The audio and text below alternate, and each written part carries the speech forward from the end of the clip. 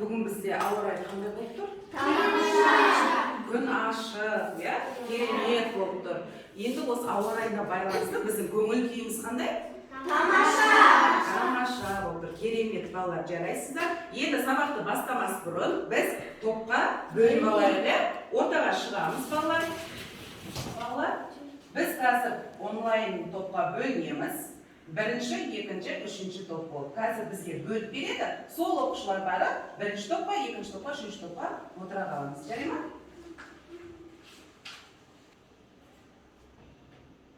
Ал бірінші топқа Әлішер, Әмірхан, Арсен, Кәусар, Еркежан, Інжу. Келесі, екінші топ. Екінші топқа Нұрхан, топқа Зере, Қырықбай Айару, Маулен Айару, Ерсұлтан, Назым, Қаншайым, Мирас. Үшінші топқа. Ал балалар, 1, 2, 3. Сынып іші тып-тыныш, жалға отырғызбаймыз, сабақты бастаймыз. Жарайсыздар. Бізде қазір қай бар? Жаратылыстану. Дұрыс. Енді балалар, сабағымызды бастамас бұрын тақтаға назар аударайық.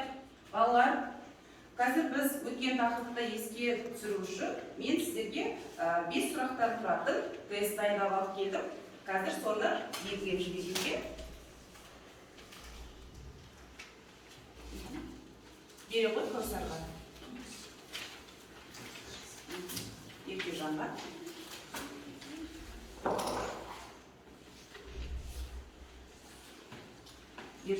Расылға бере ғой, Айдинаға.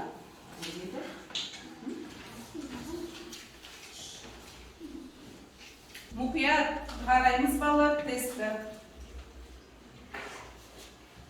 Жауап береміз, бермейміз балалар. Ал, дайынсыз ба балалар, жауап бердік па? Нұргелді, оқи қойшы. Қай кезде су мұзға айналады? Температура 0 және одан төмен болса, суда еритін заттарды анықта. Қан, тұз. Суды сардан тазарту үшін суды сүзу керек. Адамдарға қажет су, тұщы су. Көлдер мен өзен суларының ластану себебін көрсек. Зауыт пен фабрикалардан сарқынды суларды ағызу, фермалардан зиянды қалдықтарын ағызу. Балалар, бәріміздің жауабымыз дұрыс па екен? Иә. Қалай бағалаймыз? Жарайсыздар. Ал балалар, қазір тақтаға назар аударайық. Соңымнан қалмайды, тоқтасам тоқтайды, үйге іздеп бармайды, тығылсам таппайды. Ол не екен? Илікке. Көлеңке. Дұрыс айтасыңдар балалар. Бүгінгі сабағымыздың тақырыбы қалай деп ойлайсыңдар? Көлеңке екен. Тақырыбымыз көлеңке қалай пайда болады. Балалар, енді біз қазір мына бейне баянға назар аударайық. Қалаймыз?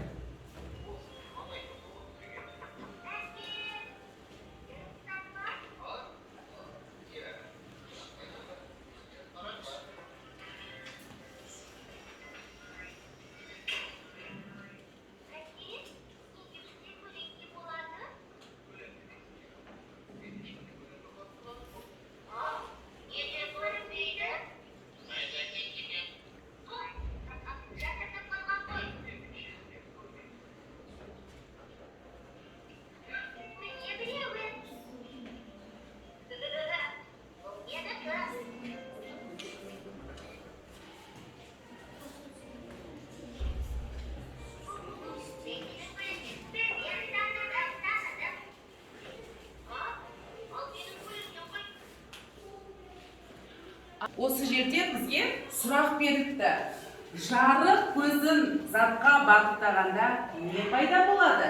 Келесі бірінші топтан Әмірхан келе ғой. бізге берілген жарық, бейнелер және көлеңке. Қайсысы дұрыс екен, Әмірхан? көлеңке. Көлеңке. Дұрыс па, балалар? Иә. Дұрыс. Жарайсың, отыралым.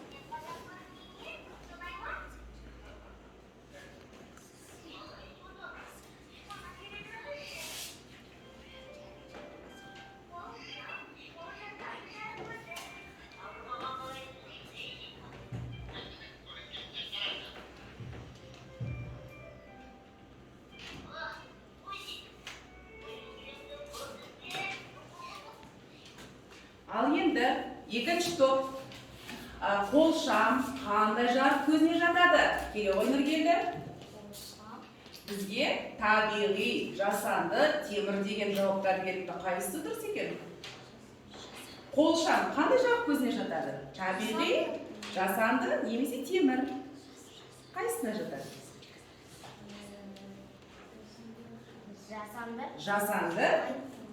Демек, бүгінгі біздің сабақтан сіздер бүгін білетіндеріңіз көлеңке не екенін білетін боласыздар. Көлеңкенің қалай пайда болатынын түсінетін боласыздар. Балалар, бірінші топ, көлеңке қалай пайда болады екен? Жарықтан. Екінші сұрағымыз, көлеңке түсіретін заттар қандай материалдардан жасалынады екен? Пластик. Қатты, пластик материалдардан. Ал екінші топ, қараңғы бөлмеде көлеңкені байқай аламыз екен? Жоқ. Байқай алмайды екенбіз, Көлеңке пайда болу үшін не керек екен балалар бізге? Қолшам. Жарық. Жарық керек болады екен, Дұрыс. Ал ендеше балалар, 54-55 беттегі оқулығымызды ашайық. Сол жерде берілген тапсырмаларды орындаймыз. Ал балалар, біз қазір зерттеушіміз. Бірінші топ, материалдардың қасиеттерін салыстырасыздар. Екінші топ, көлеңке қалай пайда болатынын түсіндіресіздер. Үшінші топ, толқын мен сәуленің қандай айырмашылығы бар екенін түсінетін боласыздар. Зерттеуімізді жүргізбес бұрын біз мына кабинеттің қазір жарығын сөндіре тұрайық. Ал бірінші топ, қараңыздаршы. Жарық ғой. Бұл мөлдір заттың арғы бетіне жарық өтіп тұр. Өтіп тұр, иә? Ал мөлдір емес заттың көлеңкесі көрініп тұр. Көлеңкесі пайда болып тұр, иә? Демек, бұл заттарды қалай бөлуге болады екен? Екі топқа мөлдір емес. Мөлдір және мөлдір емес деп екі топқа бөлуге болады екен, жарайсыздар. Екінші топ сіздердікі. Сіздердікі қалай екен? Жарық. Бос денеден өтеді екен. Ал егер бұны біз бітеп қойсақ, жарық өте алмайды. Жарық қазір не істеп тұр? Шашырап. Ал егер бос денеде жақсы өтеді дейді. Жарайсыздар. Сіздердікі? Енді ашып көрсетеміз. Кедергісіз түзу ағады екен. Ал егер кедергілер болса, жасаймыз.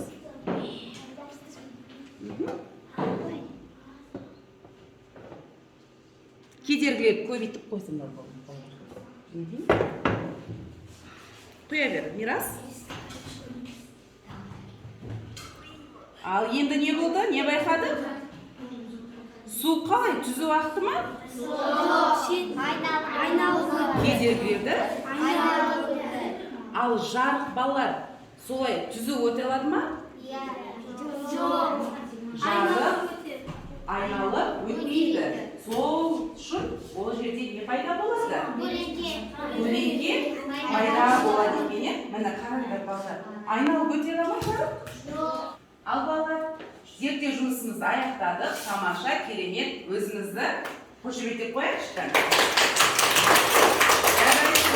Ал енді дәптерімізбен жұмыс жасайық. Дәптерімізді ашып, бүгінгі күнді жазып, әйтенкелеп жазып шығамыз.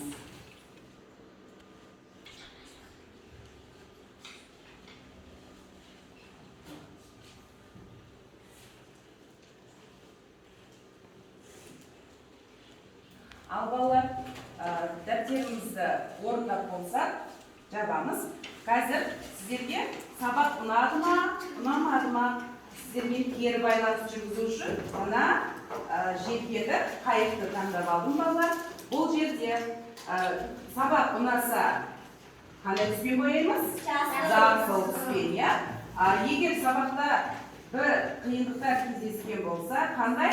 Сары, дұрыс. Егер сабақта мүлдем түсінбесек, қандай түске бояймыз? Жасыл.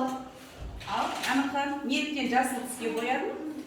Мен жасыл түске бояған себебім, мен мөлдір заттарды жарықтың өтетінін білдім. Мөлдір емес заттардың көлеңкесі көрінетінін білдім. Ой, жарайсың, тамаша. Балалар, неліктен желкенді сары түске боядың? Өйткені мен өз ойымды толық жеткізе алмадым. Толық жеткізе алмадың, иә? Жарайсың.